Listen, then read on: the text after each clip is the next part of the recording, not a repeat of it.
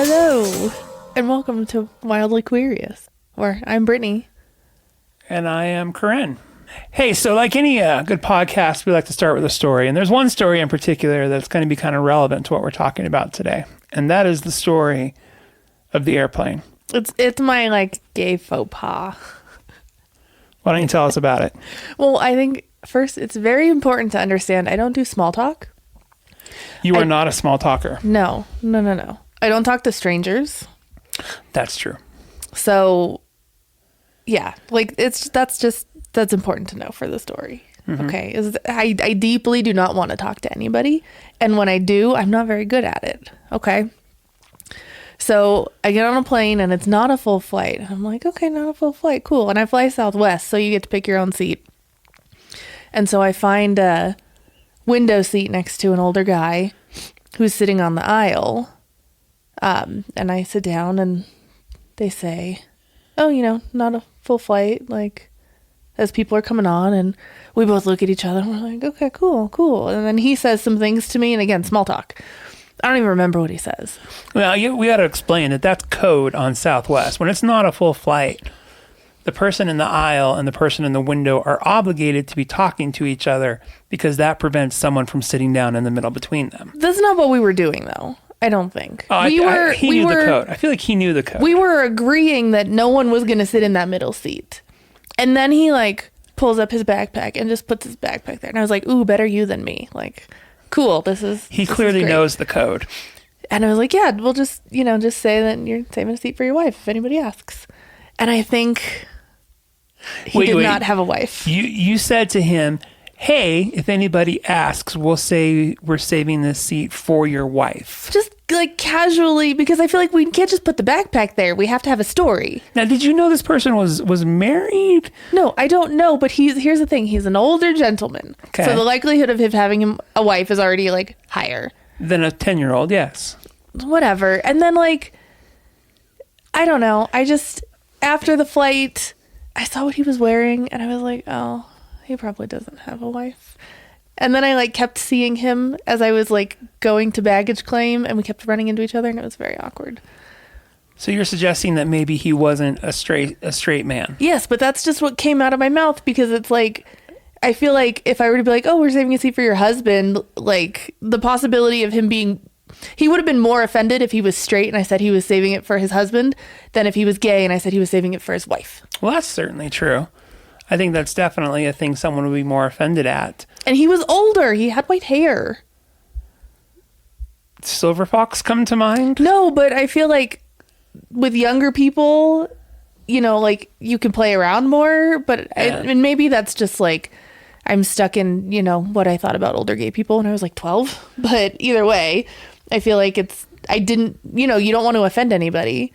And so the norm is just what you go with. So how quickly after you said this to him did you start thinking, uh-oh? Oh, I immediately regretted it because I was like, what if he doesn't have a wife? And I was like, and this is why I don't make small talk. What if his wife was dead? That's even worse. So you immediately start regretting what you said. Why? Because I don't know why. You didn't instantly think, what if he was gay? Oh, yeah, I thought that was already established. Well, then how long did you ruminate on that exactly when you were on the flight? Not the whole flight, because I got deep into TikTok on that flight, but I felt very bad. And I don't even want to talk about the story because I still feel very guilty and very ashamed of my comment.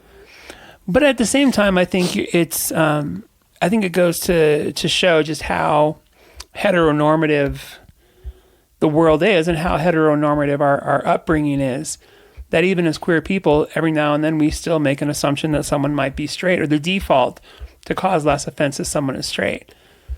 And that goes along with something that happened to me the other day. There was a shooting in Michigan, and I was watching the news one morning, and the Attorney General from Michigan is a woman, and she was talking on the news about the shooting and things like this, and the reporter asked her, and she said, well, don't you have a daughter that goes to Michigan or something like that? And the woman Attorney General replied, oh yeah, me and my wife just dropped her off not long ago after Christmas break to go back to school. And for some reason, her saying that caught me off guard. And I'm not sure exactly why. I think people are certainly, people are becoming more and more forthcoming about their relationships. I think maybe just because the political discourse has been so anti-queer that hearing someone on a major news channel just talking about their relationship in a perfectly normal way was kind of refreshing. And so maybe that's what caught me off guard a little bit, was to hear was this refreshing bit of representation in the media. Well, you probably also didn't expect her to have a wife. I did not expect her to have a wife, but I think No, but internally, you probably didn't expect her to have a wife. Yeah, maybe. So that kind of brings us to our topic today of kind of labels and how they're used or what they're used for, how they're beneficial, how they're harmful. And you were thinking the other day about a topic about, what was it? Women and being pregnant or something like that? No, like there's a whole plethora of people, women, who are upset because they don't identify as cisgender women. They're just women. And they feel like their experiences of womanhood are being erased when, instead of saying breastfeeding or having a period or getting pregnant, we use like gender neutral language instead. So like chest feeding, which that's just, that one's left field. You know, being someone who bleeds or someone who menstruates versus, you know, the uterus bearing individual. Yes, or pregnant person instead of, you know, pregnant woman or mom, you know, to refer to like themselves as a parent or a carrying pregnancy person. So they're very upset by this. So cisgender women who would yell at you for saying cis because there's no such thing, they're upset that their experience is being denied because other people are using gender neutral pronouns or terms. They feel like it's being forced on them as they have to take this on in order to be a good ally. So in order to be a good ally, and the conversation only, ironically, seems to be between trans women and cis women. And the conversation also, ironically, only seems to be coming from white trans women. Okay. There's lots of other people on the cis woman side who are of different, you know, races and who are weighing in and giving their opinion, but seems to primarily be white trans women versus what I hear on the internet is like a natural woman. Oh. So there is a qualifier that they're using for themselves. It's just not cisgender because they're like, no, I'm a woman. And the way they clarify their womanhood is by saying that they are a natural woman. And when I've heard that term, you make me feel. No. No. But when I've heard people saying this, these are people who are very angry, very frustrated. And that feels like I'm a natural woman. And there's the other option would be unnatural. So I get where they're coming from and wanting to say like, I'm just a woman. Right. But then, you know, still trying to say like, well, but I'm different from this other person who is saying she's a woman, who is a trans woman, you know, and I think there's just so much discourse right now on the internet about, you know, how women can identify themselves and like even what spaces you can take up as a woman, because there's a lot of like talk about, well, a trans woman doesn't need to be buying tampons, right? Or like talking about having a period or talking about getting PMS. And so you have, you know, natural women. I'd rather say what people prefer to be called. Like, air quotes aren't doing their job. I know, but we understand that trans women are women. We understand all of this. But what we're saying, it's almost like TERF. It's like, which is TERF, which is trans exclusionary radical feminists. Like anti-TERF though. Like, because I feel like some of the things they're saying are not wrong or bad, and they're not saying, hey, we don't want you to be a part of this community, but what they're saying, which is so interesting, is don't use our terms. No, you're invalidating my experience by making me have to conform to your terms. What's comfortable for you is not what's comfortable for me. Or you saying that you experience these things that you don't experience is hurting me because I experience these things, and these things are very important and impactful to my life. So let me see if I get this straight.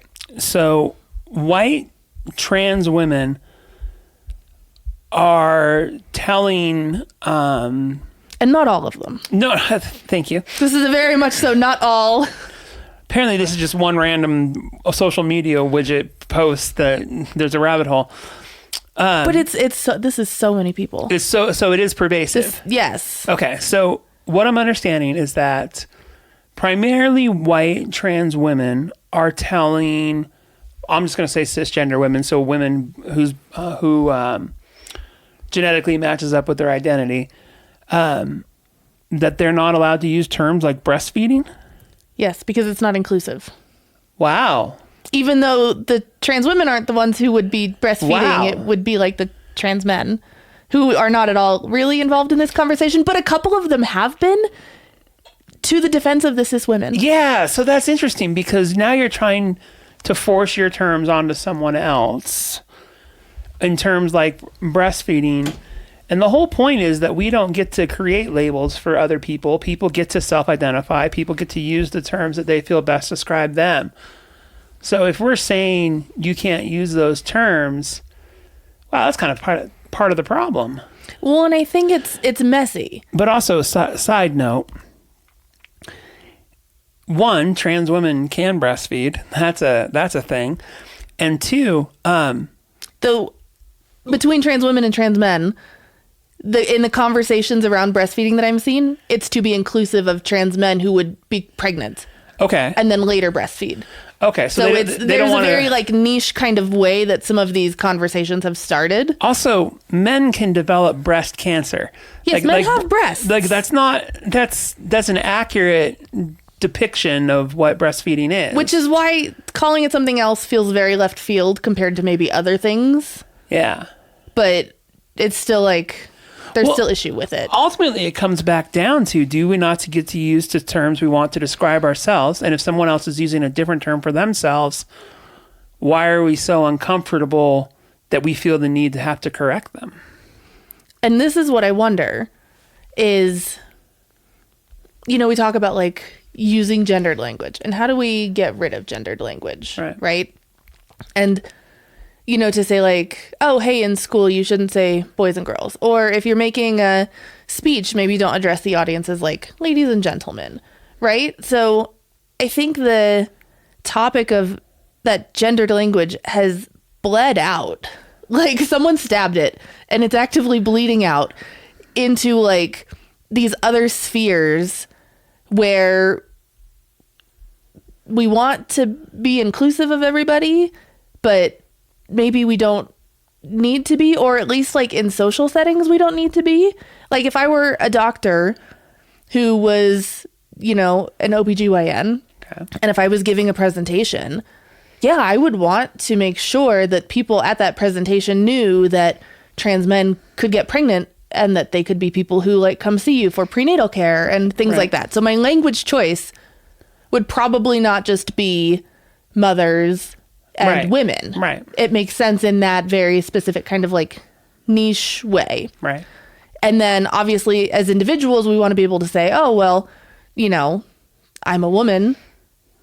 This is my experience of like motherhood and pregnancy, and own that for yourself. Right. But then I think there's that gray area, a very large gray area, where if we're talking about larger groups of people and we want to be inclusive, how do we do that without othering or marginalizing or harming somebody in one of these two camps?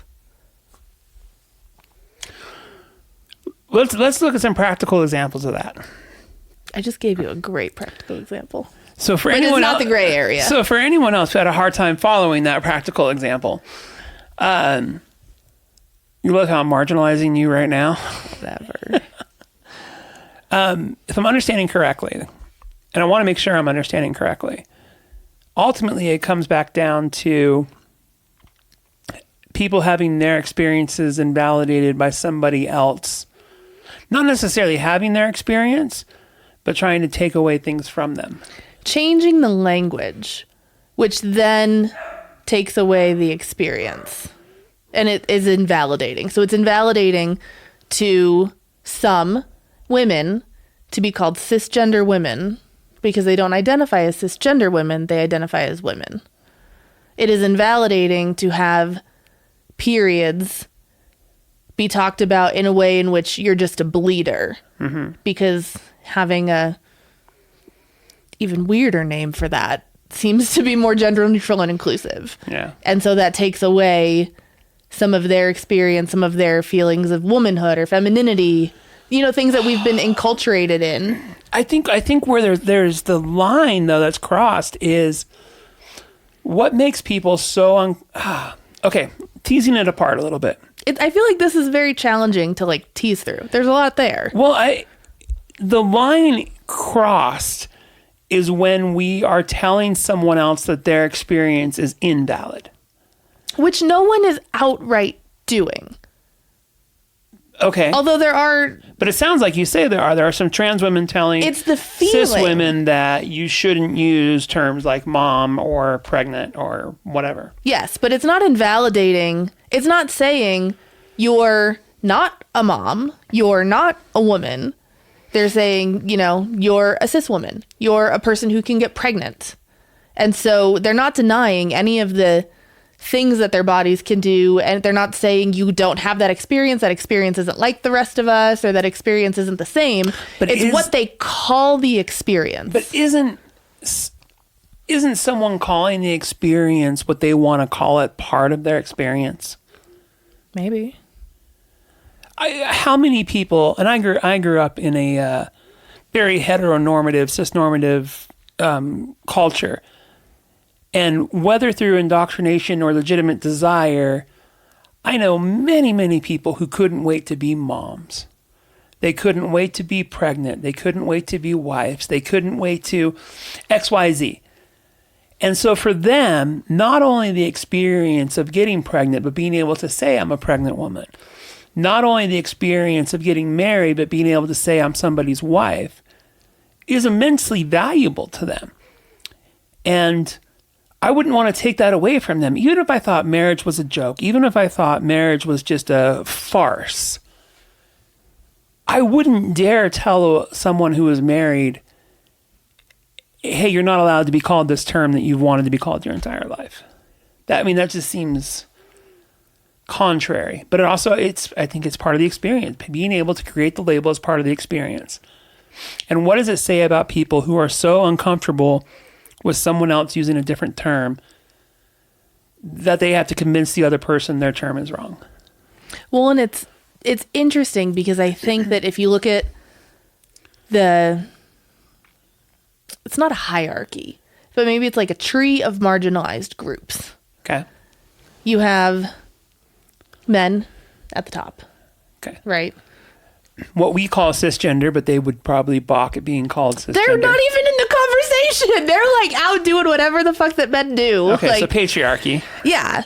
And then you've got, women who are not as privileged as men, but are so differently not privileged than other groups of people in the way that they do or don't experience discrimination, and how being a woman, your experience as a woman is the same as other women, but also so different from many other different kinds of women. Yeah. I totally forgot where I was going with that. Well, and there are various intersectionalities that are involved in that. And you're talking about the hierarchy of that. So, but I think it's interesting because women as a marginalized group feels so much more broad in what the experience could be versus maybe people of color or LGBT or, other religions. They're like a wild card in terms of what they experience as far as like discrimination and things like that. So I don't know. It's interesting that this is the fight, is like a fight of, essentially women against women. Yeah. It's so interesting. Well, and what it ultimately comes down to is a sense of, it's almost like reverse discrimination. It's almost like, for so long, people in the queer community weren't allowed to use the labels they wanted for themselves. And so now they're trying to tell the cis community, hey, you're not allowed to use the labels you want for yourselves. It's completely counterproductive. And I don't know how any of this started. And I know that there are a couple of like very influential people who have done some things that women are finding very offensive. Like what? Like, there was one creator who went to the store, identifies as a trans woman, went to the store, bought tampons, and was like, opened it up and was like, where does this even go? And just is like very kind of disrespectful to like what a tampon is. Yeah. And then there was another one who, at first it was like great idea, where she was like, I'm gonna like buy tampons to have for people like when I go to the women's bathroom, because one time I went into the women's bathroom as a trans woman, someone in the stall asked for a tampon. I was mortified I didn't have anything, and so I was like, I'm gonna keep it in my pocket or my purse. Very common. Cool. But then goes out and makes a video where she's giving out tampons to people, and it's just like, at what point are you being a woman versus making a mockery or trying to benefit off of womanhood? Yeah, that feels, and I think as long as we're talking in the social media sphere, we have to understand these are people who are out for views and clicks and likes, and who still have their own experiences and their own identity. Sure. But it's just, I think... See, that kind of pisses me off, though, a little bit. Hearing a trans woman buying a tampon and being like, oh, where does this go? And feeling, this mortification or offense or something like that. And it's like, I can think of a dozen different conditions for genetic female genotypes that don't require tampons ever. Well, but here's the thing, tampons... Are they less women because they don't have periods? But tampons are also great for nosebleeds. They're fantastic for nosebleeds. So and I think it's been just a couple of people who really started the anger and the frustration about like making fun of womanhood and saying like, hey, this is what you need to be doing. And even I think, I don't know. I mean, it's so deep, and there's been so many people who are saying like, hey, I'm really offended by this, and how dare you expect me to include you in womanhood when you're not giving me the same, and when you're not being respectful about what womanhood is, and right. To do all of that, and then with the different conversations about language and like what we can and can't call women who are experiencing different, typically what we would assume to be feminine things. Mm-hmm. Like, I don't know. It's just, there's just so much. Well, I think it's so counterproductive to. It is. And I wouldn't dare tell someone else their experience is invalid, and I wouldn't want to take that away from them, even if it's fundamentally in contrast to my own. But what does it say about me? And I think this goes back to what we were talking about on our first episode of some people can't be content with other people having a different experience than them. And this is really the issue we're seeing now in politics and churches and Christian nationalism is these people are so offended that someone else understands gender differently than they do.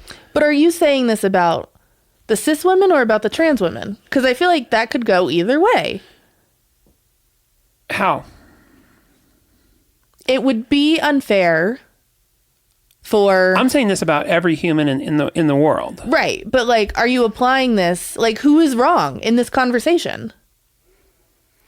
This like battle between women. I think anytime we're doing something to mock someone else's biological genotype, sex, or identity, we're in the wrong. Anytime we're trying to take away someone else's experience of gender, be it manhood, womanhood, cis womanhood, trans womanhood, whatever those identities are, trans men, trans manhood. Like, anytime we are attempting to make a mockery of someone else's experience, I think we are in the wrong. Because everyone is entitled to their own experience of gender, whatever that is. And like I'm saying, is in so many ways, I think the queer population can get embroiled in this battle that's counterproductive. Some of them. So, yeah, exactly. And again, we have to remember that we're not talking about all women and all trans women. Right. Like, it's very small population compared to, like, everybody. Right, and there's an inherent bias in here where we look at this kind of stuff that we it seems more severe than it is because based upon where we're seeing it or how it fulfills our own kind of like biases and things like that, different correlations we make. We may think something is a really big deal and it's not. Maybe it's very isolated. Maybe it's very pocketed to some sort of whoever social media channel or something like that. Right, and this conversation is only happening on one social media platform. It is. Yes, although like, here's the thing: who uses Facebook anymore for anything other than like? I'm not even on Facebook anymore. And I use it to just see what people are doing, and like Instagram is not a platform where you talk to people. Right. So, I don't know. I feel like social media platforms have really changed in their functionality and like how much use people get out of them. I love to see that some of them are fizzling. I think, and I don't know, that's my own bias. Maybe they aren't. Maybe they're being used now more than ever.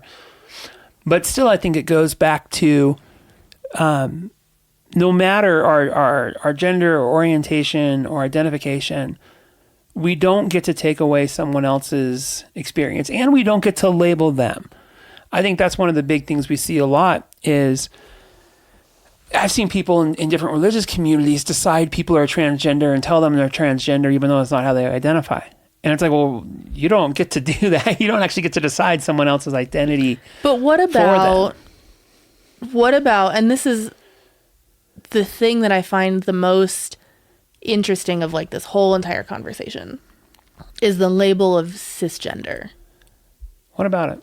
Which it's like, it's a word that is very much so used in like the scientific community, and there's nothing wrong with it. It's not an insult. It's not a bad word. Go back and watch the South Park episode on sissies, and it's the cis bathroom.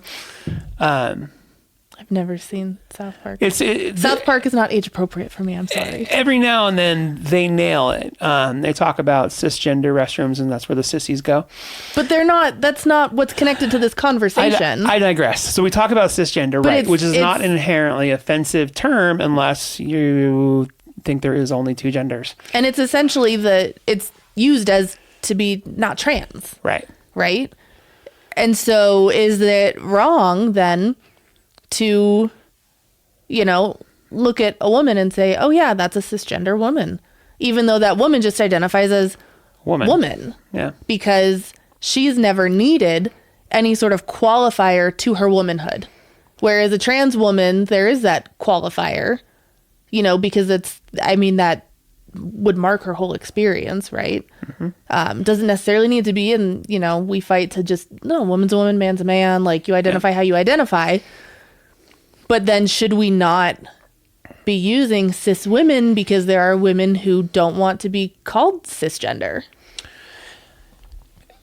And in what context do we get to use that? And what context do we not get to? Right. The only context I can view that as problematic is if I were like, hey, you're a cis woman, you don't get to whatever. Or you're a cis woman, you wouldn't understand what this experience is. But even then, like, why would you say that to someone? Like, that doesn't make sense.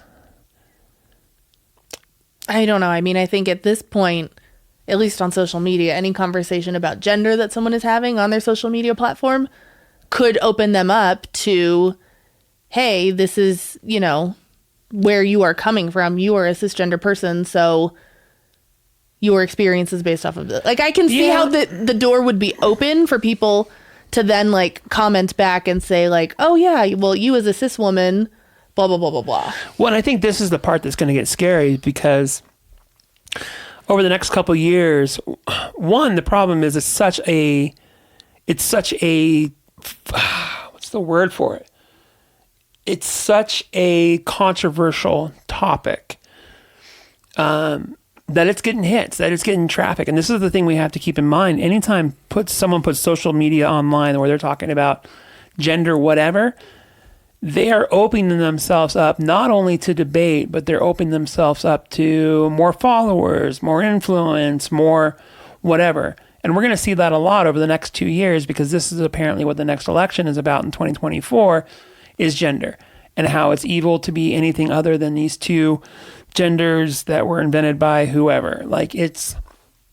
So that's going to be a really big problem over the next couple of years, where we're going to see more and more of these debates, and they're just going to get silly. They're going to get silly because they're trying to come from a position of standpoint of, hey, your experience is or isn't valid. And the truth is, no one gets to say if your experience is or isn't valid. And so whoever's the one throwing that stone at someone else, it's just it makes everyone look bad, and it's a waste of time. Well, at this point, I feel like it's a little bit of both. Yeah. Because then, I don't know, anytime you have someone saying like, hey, you can't do this or you can't use this language, well, they're going to come back with, well, hey, you don't bleed every month, so you don't get to have a say. And, right. I don't know how...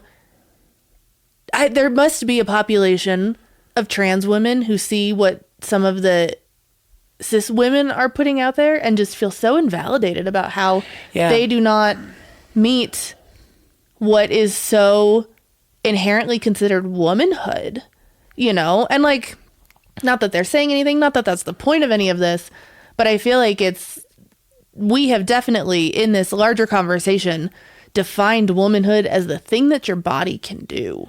Yeah. Which is crazy because, like, we're not talking about people who have erections. Right. Right? Or people who have balls. Like, I guess because, like, those are not as functional as things that a uterus can do. Like, uteruses do a lot of things.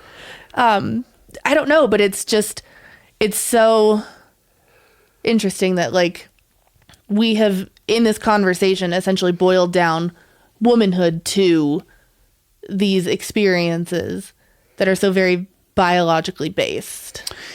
Yeah, and I this gets into the weird thing, and maybe a tangent somewhat, but I'll tell this to people, and they'll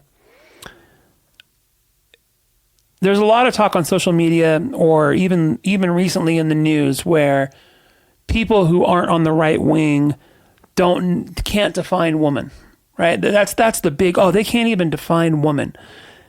And to be fair, I wonder what their definition of women is. Whose? The right wings. What definition of woman? Because they'll come back to, you can be a mom, you can you can bear children. What if you can't? Does that make you not a woman? Well, no. You're just a woman who can't do this. Okay, so how is that different from a trans woman?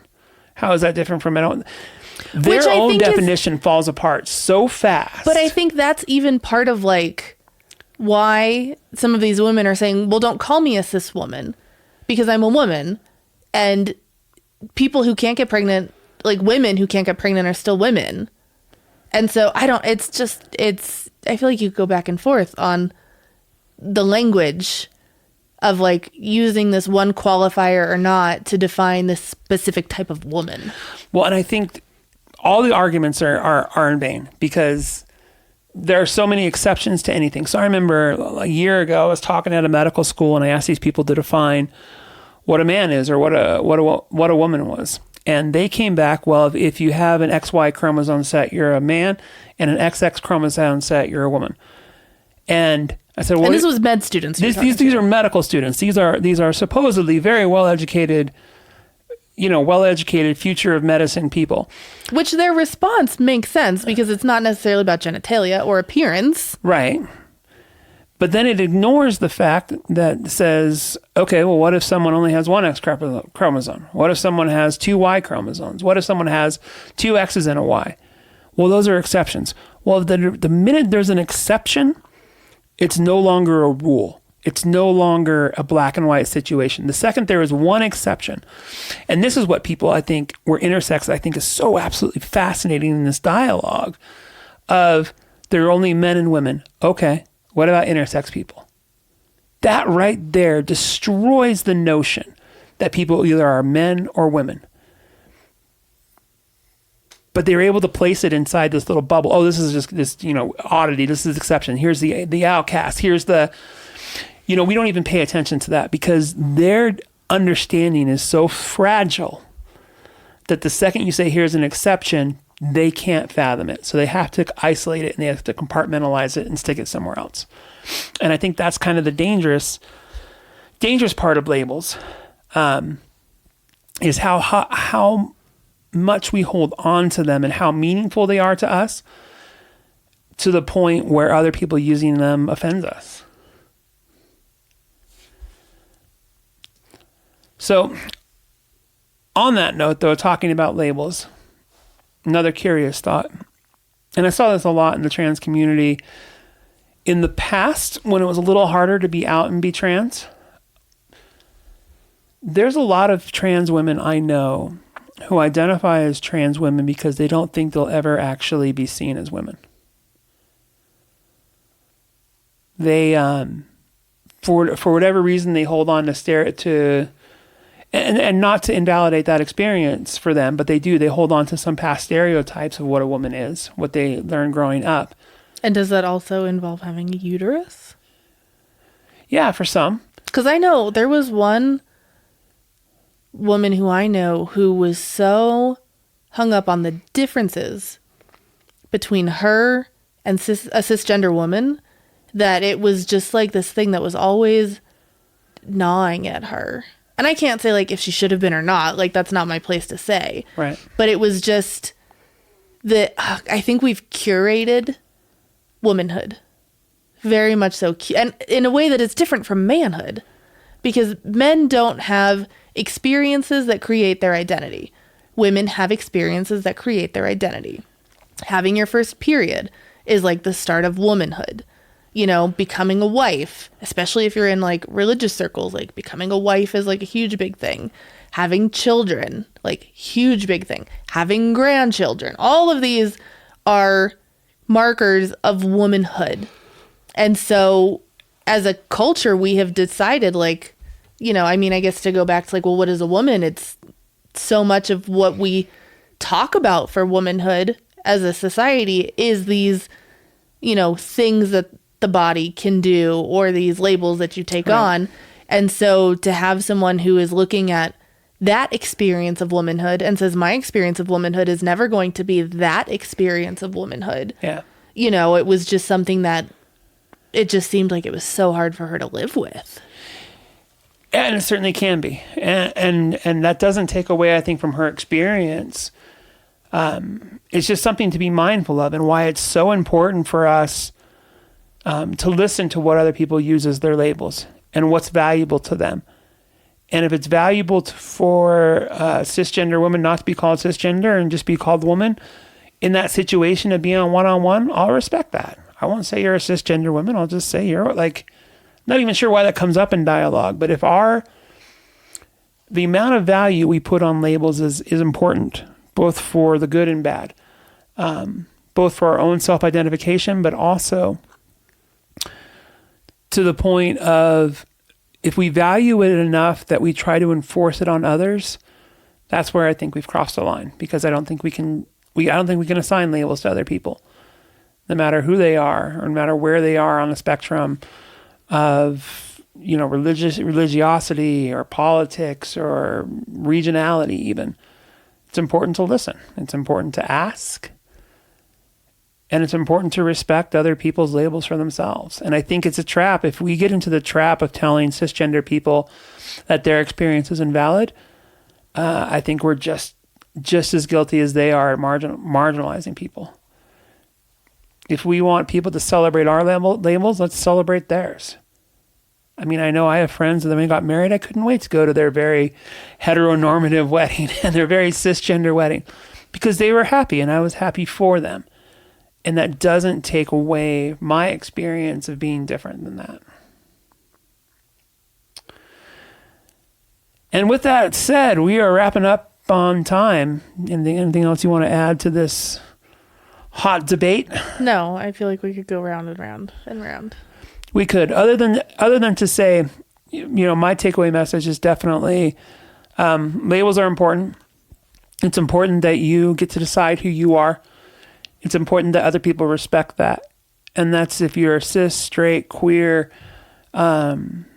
trans, any identification. If it's important to you, it's important it's respected. And the same thing goes for other people. And just because someone else has a very different identification than you doesn't mean they're any less right or wrong in the identification. And it's important to respect that on both sides. Closing thoughts there, Brittany? No. And with that, we are ending. And we'll catch you all in 2 weeks.